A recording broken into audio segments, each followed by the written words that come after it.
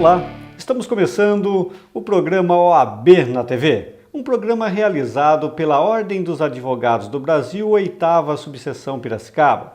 E hoje temos o prazer em receber aqui em nosso estúdio o Dr. Luiz Antônio Balaminuti, que é advogado, contador, pós-graduado em Administração Financeira e Auditoria.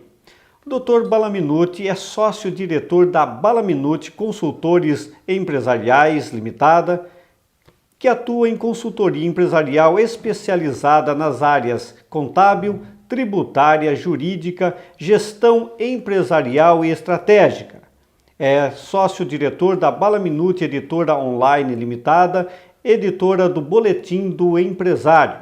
É sócio-diretor da Balaminuti Sistemas e Tecnologia Limitada, desenvolvedora de sistemas e tecnologia web, hospedagem e suporte técnico. É membro da Academia Paulista de Contabilidade, é membro do Instituto Histórico e Geográfico de Piracicaba, é conselheiro suplente do Conselho Federal de Contabilidade, Gestão 2010-2013, é membro da Câmara de Governança Corporativa da Ibracon, Instituto dos Auditores Independentes do Brasil. Foi presidente do Conselho Regional de Contabilidade do Estado de São Paulo, foi presidente do Sindicato dos Contabilistas de Piracicaba, ex-presidente do Rotary Club e é diretor da APASP, Associação de Pais e Amigos dos Surdos de Piracicaba.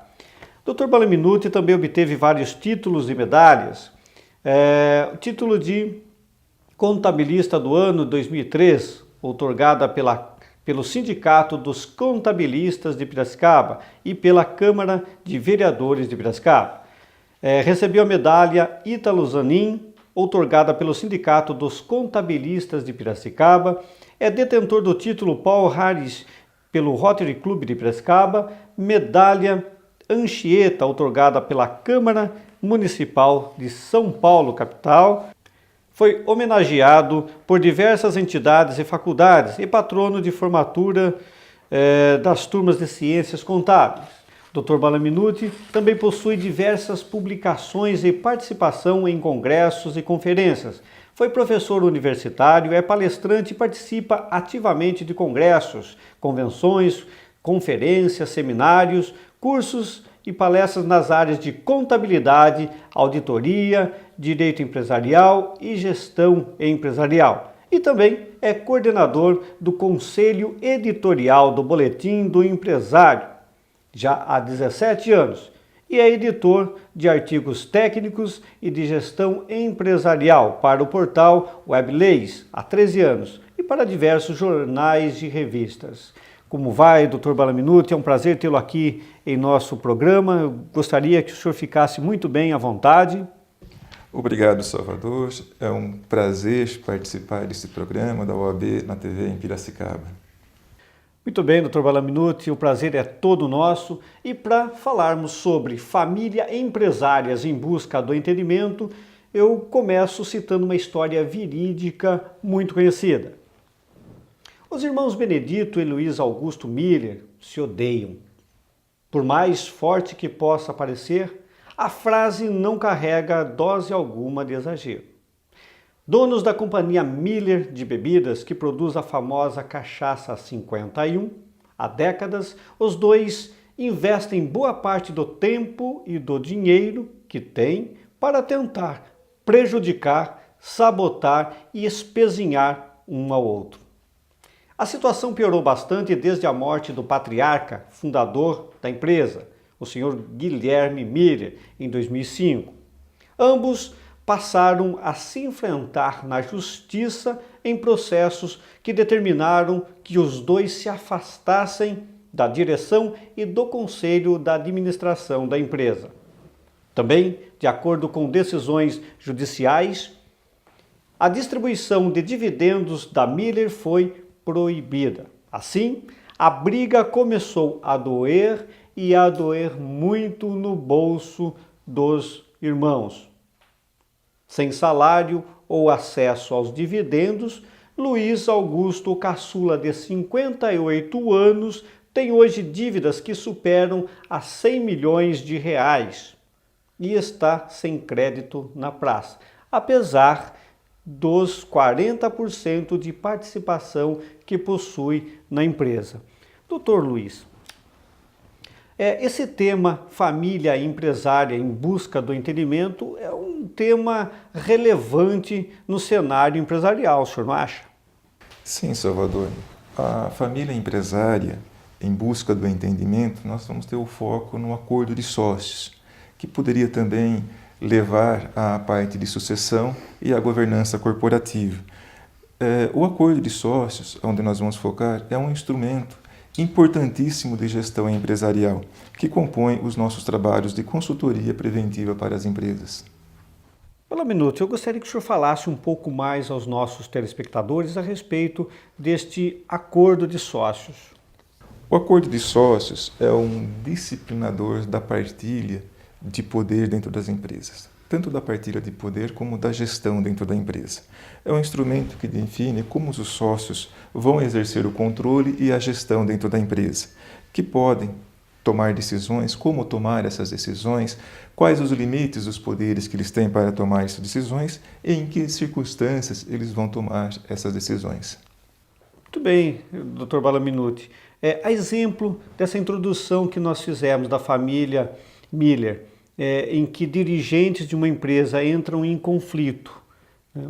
A gente vê que há necessidade de uma intervenção externa, né, de consultores que auxiliem a resolução desses conflitos. Como que se daria, né, ou como se dá o trabalho desses consultores? Ao prestarmos esse serviço de consultoria, nós e os integrantes da empresa, seja os sócios e as famílias, precisam ter a percepção que é um acordo de sócios. Esse acordo de sócios é um acordo de vontade e que, portanto, exige uma enorme atenção de todos. É um contrato com questões muito específicas, no caso da empresa familiar, porque trata de relações dos acionistas combinando com as relações pessoais e das famílias, e que nem sempre são levadas à razão. E quando aplicadas, então, esse acordo de sócios, procurando inclusive as práticas de boa governança ou da governança corporativa, os resultados são excelentes para garantir a perenidade da empresa. Fala um minuto. Tem uma história muito conhecida americana de que um pai, né, empresário, trouxe o seu filho caçula para trabalhar na empresa e o garoto, apesar de várias advertências, não estava indo bem. Um dia ele colocou um chapéu, chamou o filho e disse: olha, você não está indo bem, infelizmente eu tenho que cortá-lo, eu tenho que demiti-lo. E passado alguns instantes, ele colocou um outro chapéu de outra cor e chamou o rapaz de novo e falou: vem cá, vem conversar com o papai. Eu fiquei sabendo que na empresa você foi demitido, você não estava indo bem. Conta para o papai o que o papai pode te ajudar, né? Então, essa história, essa separação de papéis, pelo jeito, é bastante importante dentro da empresa, né? Empresa familiar. No caso das empresas familiares, muitas delas nascem no seio da família. Às vezes é um artesão ou ela é construída realmente no seio de uma família. Um exemplo, um restaurante. E para fazer o crescimento dele, às vezes vão envolvendo o cônjuge, vai envolvendo filhos, parentes, o negócio vai se desenvolvendo. As relações de família, aos poucos, precisam tomar as relações empresárias, a relação de empresa. E a relação empresarial é diferente da relação familiar. A relação empresarial, ela trabalha muito mais com a razão e a família muito mais com a emoção. Nesses casos, equilíbrio e transparência devem prevalecer. E um acordo de sócios parte de um amadurecimento da governança corporativa. Envolve 3 instâncias: família, gestão e patrimônio. São 3 coisas totalmente diferentes, que devem ser aos poucos alinhadas, combinadas e estabelecidas. Recomendo sempre, inclusive, a adoção de auditorias independentes, né, como um recurso para garantir depois a credibilidade das informações e que as informações sejam alinhadas, né, e transmitidas a todos os interessados dentro da empresa. Um bom acordo de sócios, as famílias fortalecem e as empresas ficam focadas na gestão dos seus negócios. Muito bem. Realmente há necessidade de separação do patrimônio, da gestão, das pessoas, né? Das pessoas que compõem a família, inclusive, né?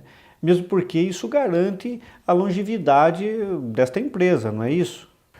Um acordo de sócios bem construído leva certo tempo, tem que ser feito com bastante calma, fazendo com que os sócios possam refletir, colocar seus interesses pessoais e dessa reflexão sair um instrumento, um acordo, um entendimento entre eles que, representado por meio de um contrato, garanta a longevidade para a empresa e que sirva de instrumento de apoio e ajustes às relações dos sócios e dos sócios com a empresa e com a sua família.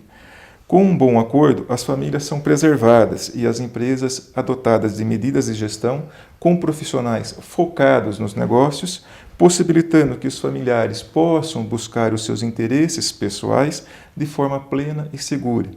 Ao mesmo tempo que eles buscam a sua felicidade nas atividades que gostariam de desenvolver, né, a empresa ela pode ser gerida por profissionais que foram contratados por meio de competência e não por meio de parentesco. Muito bem. E há casos até que consultores recomendam que se afaste sócios da família empresária ou parentes empregados, não é isso? Sim, hoje as empresas, para serem competitivas, elas precisam ser dirigidas por competência, tanto no aspecto de familiares que sejam sócios da empresa ou agregados da família que não sejam sócios, mas que trabalham na empresa e foram contratados por requisitos familiares e não pelos requisitos de competência, às vezes são recomendados que deixem a empresa. E o acordo de sócio trabalha muito isso, fazendo com que haja essa separação de interesses do que a família e do que a empresa. Há situações de que, quando há essa confusão toda, né, de famílias trabalhando, né, e não há essa separação de competência, muitas das discussões da empresa são levadas no almoço de domingo, e ali cria-se aquela confusão, às vezes os conflitos são levados por meio da mesa do almoço, né? Ou ao contrário, às vezes todos os conflitos familiares são levados para dentro da empresa. E tanto a gestão da família como a gestão da empresa torna-se complicada. Um dos pontos mais importantes que tem é essa separação, é fazer com que a empresa seja dirigida, né? Seja trabalhada, né? Por profissionais competentes, focados no seu negócio. E a família, se não tiver competência, seja afastada. No entanto, se a família foi preparada, tem competência para exercer essas funções, serão bem-vindas dentro da empresa. Há um aspecto que não fazemos o acordo de sócio só por conta de conflitos. Há também situações que grandes empresas exigem de seus fornecedores o acordo de sócio. Para quê? Para que os contratos feitos, né, com os seus fornecedores, né, tenha longevidade, tenha condições de prestar o seu serviço com tranquilidade. E é interessante, porque a gente já sai fora da área de conflito familiar, mesmo que não haja, mas por uma necessidade de uma qualificação de fornecedor. E o acordo de sócio dita regras de condutas? Mas antes vamos a um pequeno intervalo e voltamos daqui a pouco.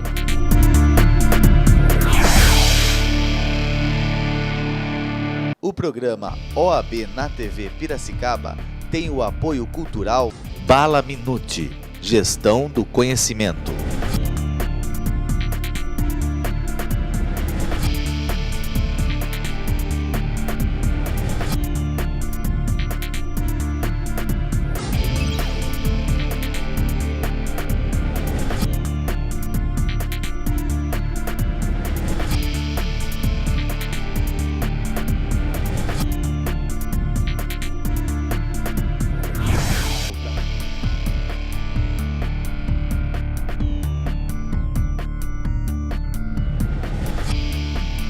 Fernandes e Rodrigues Consultoria. Biotipo, farmácia de manipulação.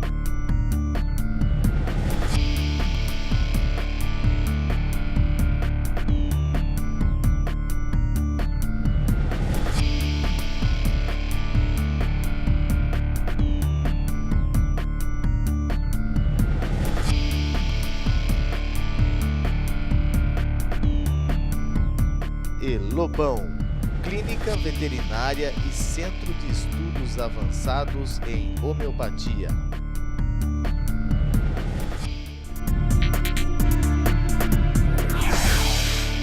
E estamos de volta com o OAB na TV, um programa da Ordem dos Advogados do Brasil, 8ª Subseção Piracicaba, e hoje tendo o prazer de receber o Dr. Luiz Antônio Balaminuti, que é advogado, contador, pós-graduado em Administração Financeira e Auditoria. É sócio diretor da Balaminuti Consultores Empresariais Limitada, falando sobre famílias empresárias em busca do entendimento. E a pergunta realizada antes do intervalo a ser respondida foi a seguinte: o acordo de sócios dita regras de conduta?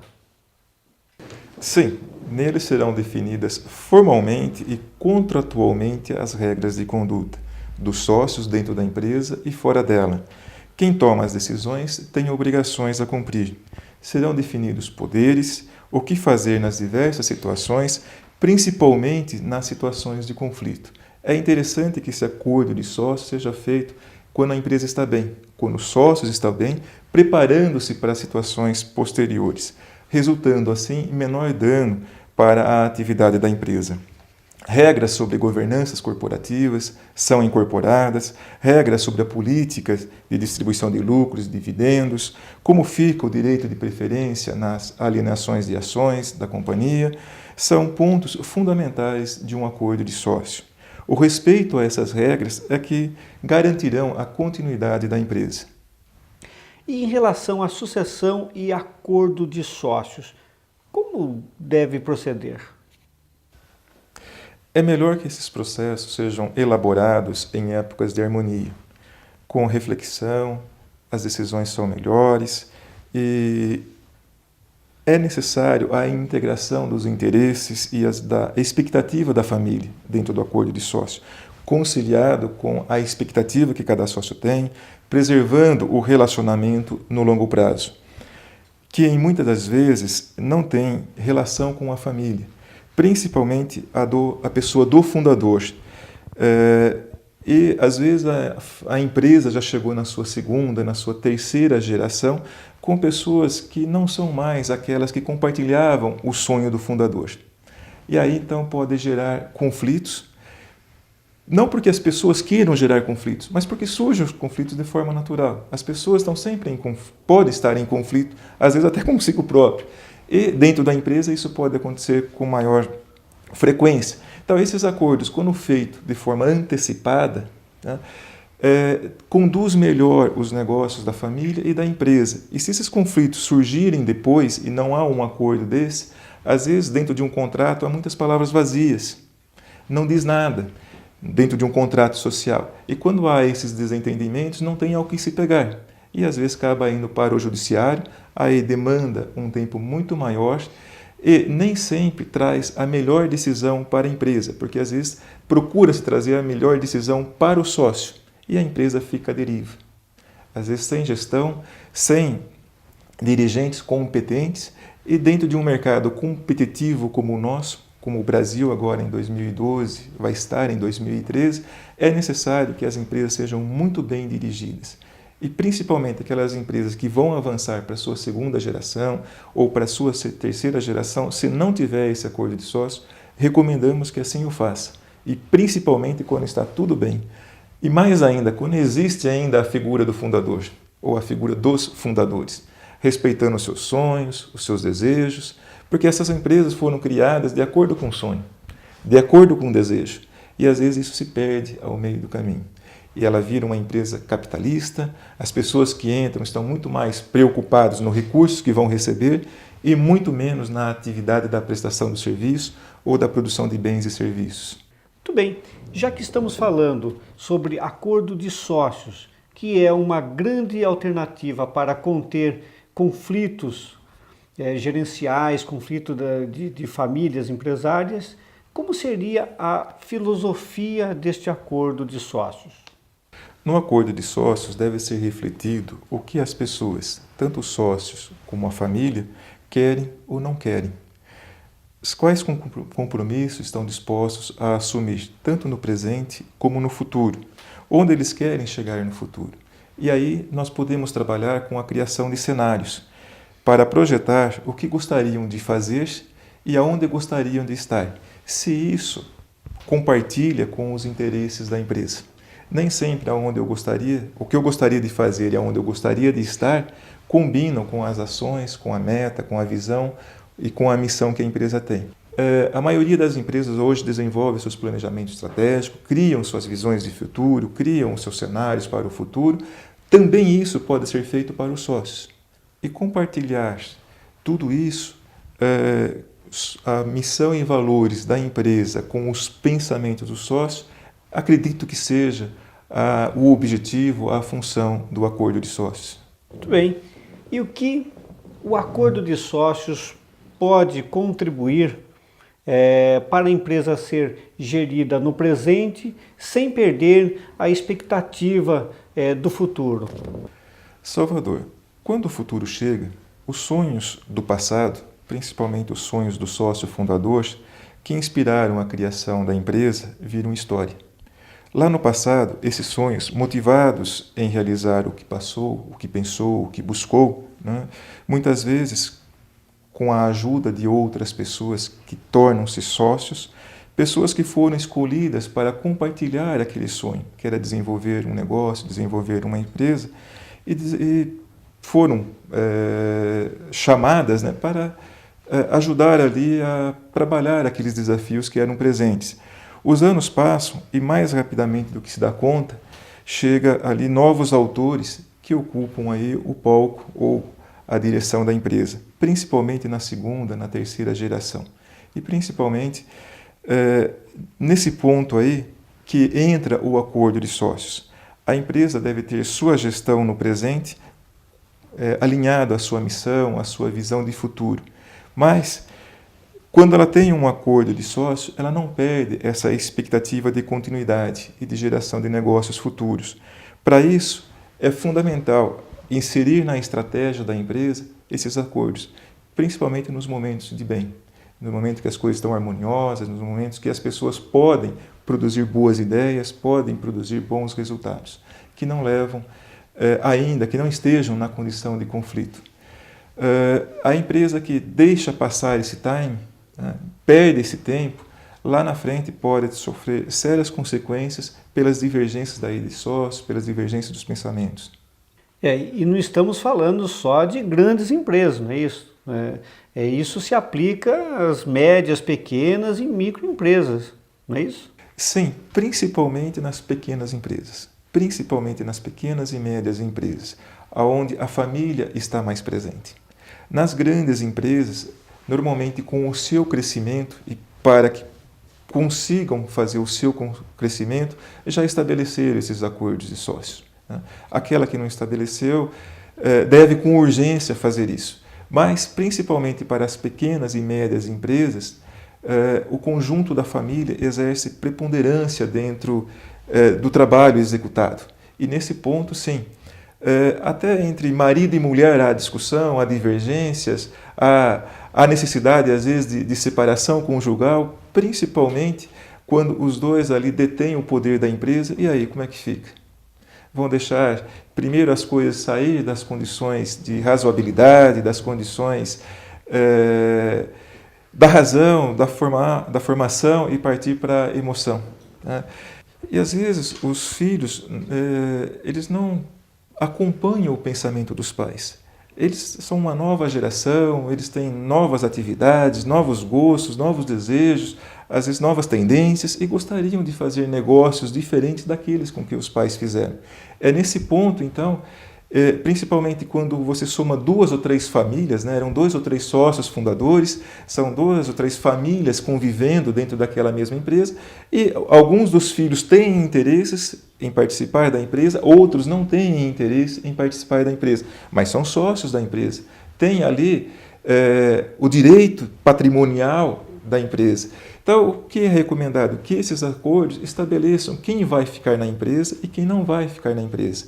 Que esses acordos estabeleçam, daí sim, que aqueles que vão ficar na empresa, como eles vão dirigir, como eles vão desenvolver as ações. E essas pessoas que não vão trabalhar na empresa, vão se dedicar a outras atividades, possam receber os seus dividendos em função da sua participação. Ou possam ter regras claras, que um dia eles possam querer sair da empresa e como eles vão sair da empresa, como eles vão vender as suas ações. E quem vai ter o direito de preferência em comprar essas ações ou como comprar essas ações. Então, não são coisas que estamos falando de dirigidas a grande empresa. Serve a qualquer empresa. E, principalmente, a pequena e média empresa, que a família é muito mais intensa dentro dela. Muito bem, Dr. Bala Minuti, infelizmente estamos chegando ao final do nosso programa, mas eu gostaria que o senhor deixasse aos nossos telespectadores, principalmente as famílias empresárias e as famílias empresárias em busca de entendimento na sua empresa, qual o conselho que o senhor deixaria a elas? O objetivo final é o caminho do equilíbrio. Com regras traçadas de forma bastante clara, cada um sabe o que fazer, quando fazer e, se não o fizer, o que acontece. Então, o objetivo é fazer com que a família seja preservada. Eu me preocupo muito com as famílias. A família é uma instituição sagrada e ela tem que ser preservada. E, às vezes, o sonho do pai, que era desenvolver algo que ele sonhou, que ele desejou, né? E monta o seu negócio, esse negócio dá certo pela sua competência, pela sorte do mercado e as coisas começam a desenvolver. Mas nunca o pai pensou que lá na frente os seus filhos poderiam se divergir. Os filhos poderiam não gostar de trabalhar dentro da empresa e às vezes estão ali de forma obrigada. Então, o estabelecimento desse acordo de sócios é para preservar a família. Do outro lado também é para preservar a gestão da empresa. É para separar o que é patrimônio, separar o que é família e separar o que é gestão de empresas. Se a família tem competência, trabalha dentro da empresa. Se não tiver, ela será sócia da empresa, ela terá seu patrimônio garantido. Mas a gestão, principalmente, que vai dar garantia de continuidade da empresa, essa sim deve ser desenvolvida por profissionais competentes, seja eles de dentro da família ou seja eles tendo que ser buscados fora da família. Esse entendimento é necessário e a nossa consultoria ajuda a isso, ajuda a trabalhar essas questões junto com as famílias.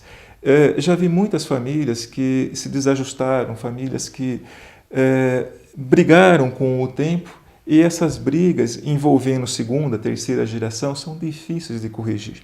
Pessoas que cresceram juntas e depois de uma certa idade, em função de trabalhar na empresa, divergir e tal, começam a se distanciar. E esse distanciamento é cada vez maior e não há mecanismo de busca de entendimento, a não ser que trabalhe um processo desses de ajustamento, um processo de consultoria, que façam com que os sócios, façam com que as pessoas da família passem por um processo de reflexão. Entendam que família é uma coisa e empresa é outra. É possível conviver em harmonia com as duas, desde que tenham regras bem estabelecidas, regras claras que possam conduzir tanto os negócios dentro da empresa, como os objetivos da família, que é a união, que é a paz, que é a harmonia, que é ver todo mundo rodeado em uma mesa de domingo, fazendo suas refeições, às vezes até sobre a proteção de Deus dentro de uma oração. Enquanto que a empresa, que também será gerida pela sua missão, será gerida pelos seus valores, né? Principalmente os valores voltados à ética, poderão ser trabalhadas, constituídas e desenvolvidas por profissionais competentes. Trabalhem essas questões em tempo de paz. Trabalhem essas questões quando ainda não chegou o conflito. É muito difícil dizer que com a minha empresa nunca isso vai acontecer. Isso acontece com a empresa do vizinho, com a família do vizinho, mas com a minha empresa ela está protegida, ela nunca vai acontecer. Sim, poderá acontecer. Antes que isso aconteça, tenha isso já estabelecido. E o que foi fundamentado, o que foi acordado, torna o seu contrato social também, onde tem as linhas vazias, onde tem as palavras vazias, colocam elas em condições de serem esclarecidas e quando for buscar a verdade daquelas palavras, elas sejam encontradas, elas sejam colocadas em práticas e dê validade ao que eles buscam, aos desejos da família e aos negócios da empresa. Muito bem, e conversamos com o Dr. Luiz Antônio Balaminuti. Dr. Balaminuti, eu quero agradecer a sua presença aqui no OAB na TV. Espero que o senhor atenda os nossos convites em outras vezes, hein? Salvador, foi um prazer participar. Estou muito feliz em poder contribuir tanto com a OAB na TV, assim como as pessoas que nos ouvem, que nos assistem, para que elas possam entender a importância desses processos de sucessão, esses processos de acordo de sócio que compõem a governança corporativa. Desejo a todos felicidades e que vivam em paz. Muito bem, e chegamos ao final do nosso programa. Quero agradecer você, telespectador, que esteve até agora conosco, agradecer os nossos amigos internautas que nos têm enviado muitas perguntas e dizer que você também pode participar do nosso programa, enviando críticas e sugestões para oabnatv_edeniltonsalvador.adv.br. Até o nosso próximo programa, se assim o bom Deus permitir.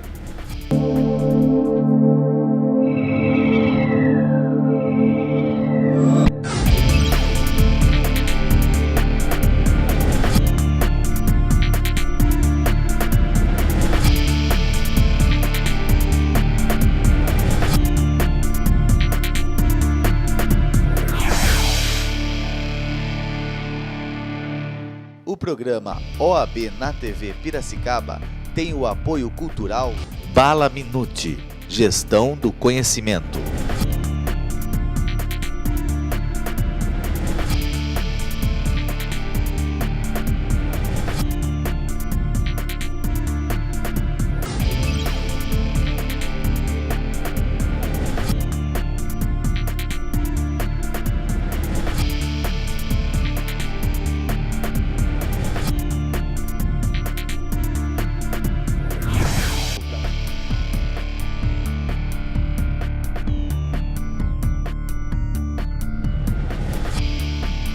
Fernandes e Rodrigues Consultoria.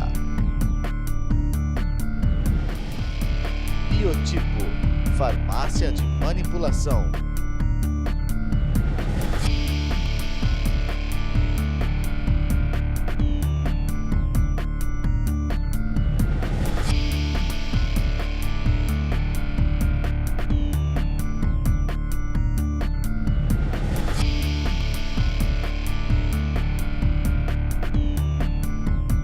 E Lobão, clínica veterinária e centro de estudos avançados em homeopatia.